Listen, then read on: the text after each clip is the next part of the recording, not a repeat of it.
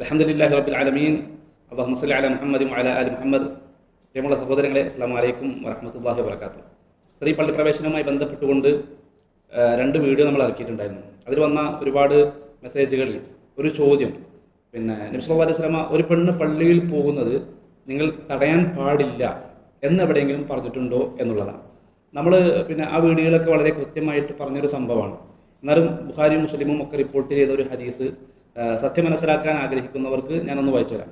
കാനത്തി ഇംറഅത്തുൻ ലി ഉമർ റളിയല്ലാഹു അൻഹു ഒരു ഭാര്യ ഉണ്ടായിരുന്നു. ആ ഭാര്യ തഷ്ഹദു സലാത്ത സുബഹി വൽ ഇശാഇ ഫിൽ ജമാഅത്തി ഫിൽ മസ്ജിദ്. സുബഹിന്റെ സമയത്തും ഇശാഇന്റെ സമയത്തും ഒക്കെ ഇരുട്ടിന്റെ സമയങ്ങളാണ്. പള്ളിയിൽ നമസ്കരിക്കുമ്പോൾ അവിടുത്തെ ജമാഅത്തിൽ പങ്കെടുക്കുന്ന ഒരു ഭാര്യ ഉണ്ടായിരുന്നു. ഫഖീല ലഹ, അവളോട് പറഞ്ഞു, ലിമ തഖറുജീന, എന്തിനാണ് നിങ്ങൾ പള്ളിയിലേക്ക് പുറപ്പെടുന്നത്? വഖദ് തഅലമീന അന്ന ഉമറ യഖറഹു ദാലിക വയഗാർ. റളിയല്ലാഹു അൻഹു ഇത് ഇഷ്ടമല്ല, ഗീറാണ്, അദ്ദേഹം വെറുക്കുന്ന കാര്യമാണ് എന്നൊക്കെ അറിഞ്ഞിട്ടും എന്തിനാണ് നിങ്ങൾ പള്ളിയിലേക്ക് പുറപ്പെടുന്നത്? ആ സമയത്ത് ആ ഭാര്യ തിരിച്ചു ചോദിക്കുകയാണ്, ഖാലത്ത് വമാ യംനഉ അൻ യൻഹാനി, എന്തുകൊണ്ട് അദ്ദേഹത്തിന് എന്നെ തടഞ്ഞുകൂടാ? അദ്ദേഹത്തിന് വെറുപ്പാണെങ്കിൽ എന്നെ തടഞ്ഞൂടെ? എന്നോട് പോകരുത് എന്ന് പറഞ്ഞൂടെ? എന്തുകൊണ്ട് അദ്ദേഹത്തിന് തടഞ്ഞുകൂടാ? ഖാല യംനഉ ഖൗലു റസൂലുള്ളാഹി സ്വല്ലല്ലാഹു അലൈഹി വസല്ലം.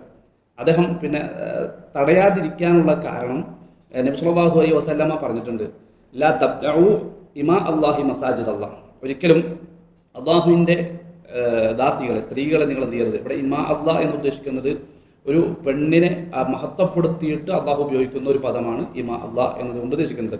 ലാ തംനഉ ഇമാ അല്ലാഹി മസാജിദ് അല്ലാഹ്. അള്ളാഹുവിന്റെ പള്ളിയിൽ പോയിട്ട് ആരാധനാ കർമ്മങ്ങൾ നിർവഹിക്കുന്ന ഒരു പെണ്ണിനെ നിങ്ങൾ എന്ത് ചെയ്ത് തടയരുത്. പള്ളിയിലേക്ക് പോകുന്ന ഒരു പെണ്ണിനെ നിങ്ങൾ തടയരുത്. ഇത് അബ്ദുല്ലാഹി ഇബ്നു ഉമർ റളിയല്ലാഹു അൻഹു നിവേദനം ചെയ്യുന്ന ഒരു ഹദീസാണ്. ബുഖാരിയും മുസ്ലിമും ഒക്കെ റിപ്പോർട്ട് ചെയ്തിട്ടുള്ള ഒരു ഹദീസാണ്.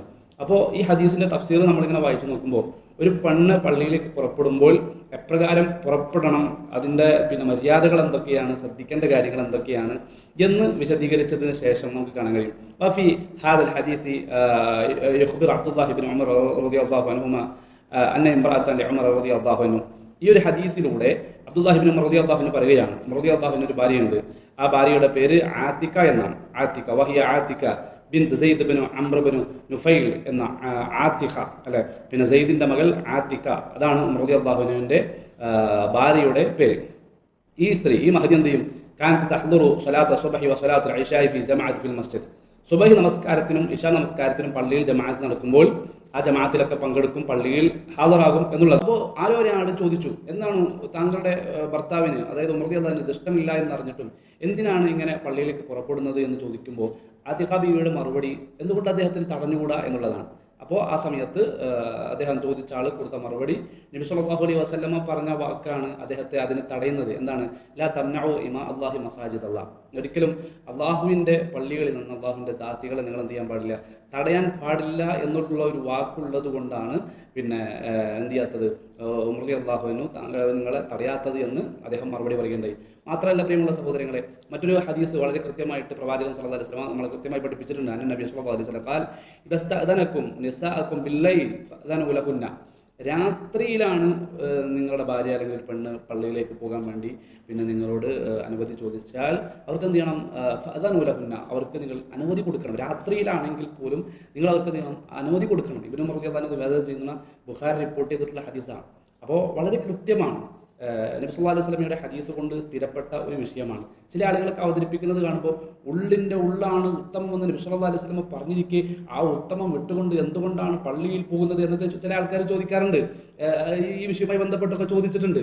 നമ്മൾ മനസ്സിലാക്കേണ്ടത്, അതേ നബി സല്ലല്ലാഹു അലൈഹി വസല്ലമയുടെ ഭാര്യമാർ പള്ളിയിൽ പോയിട്ടില്ലേ, നിഷേധിക്കാൻ പറ്റുമോ?